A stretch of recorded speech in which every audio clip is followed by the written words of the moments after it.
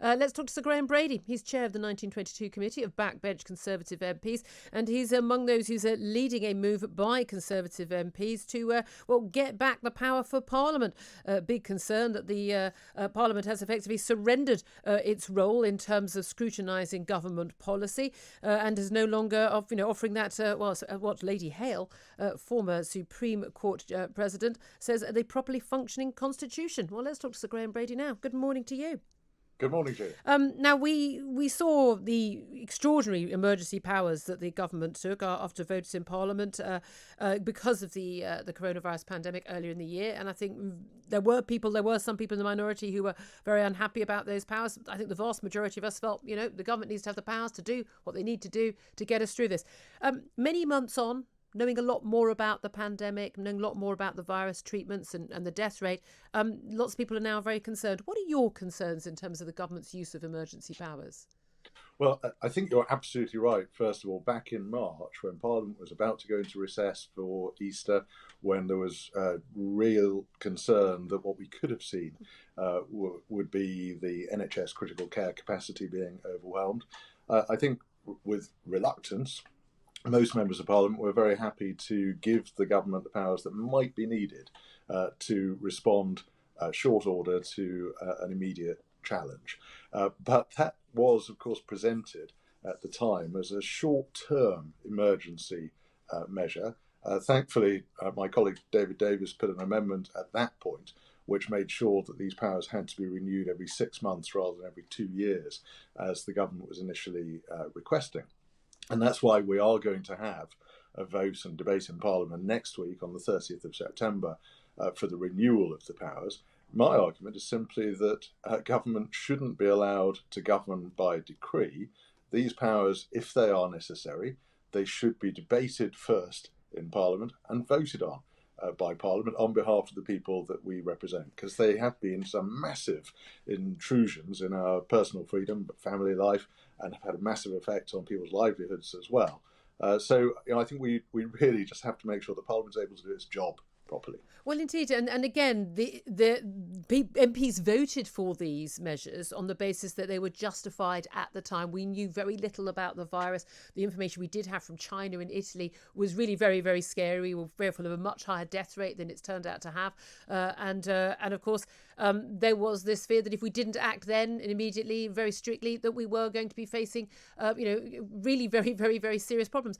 We now know, of course, also the other side of the coin, don't we? The cost of lockdown, the health implications of a NHS that's turned purely to being a COVID health service instead of a national health service. And we now know both sides. We also know there is no such thing as, in inverted commas, the science, which we've been hearing about, that we follow the science. There are now quite a lot of dissenting views on where we are right now and what's going to happen and how we deal with it.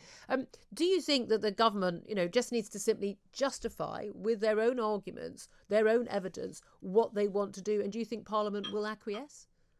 Well, I agree with all of that. And of course, it is entirely possible that Parliament will nod things through. That I heard the Shadow Chancellor on the BBC earlier this morning, who didn't appear to know whether she thought that Parliament ought to vote and debate these things or not, which is a real concern. I think the opposition has been truly pathetic in this, in not insisting that Parliament can hold government to account.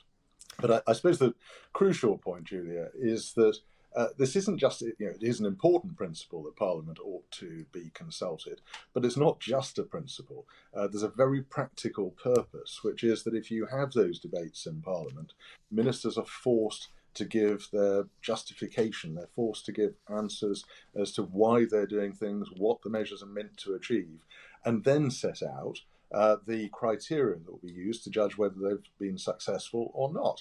And for instance, 2 weeks ago, when we had the so-called rule of six being talked about, it was leaked on the Tuesday, it was announced on the Wednesday, not in Parliament. The Thursday was very light business, just general debates in the House of Commons. There's no reason why we couldn't have turned that into a full day's debate and a vote, which would have forced ministers to explain why 6, not 8 or 10, why small children are included in England, whereas the Scots, in my view, have made a very sensible decision to exclude small children from the numbers. And it's so all those things could have been drawn out.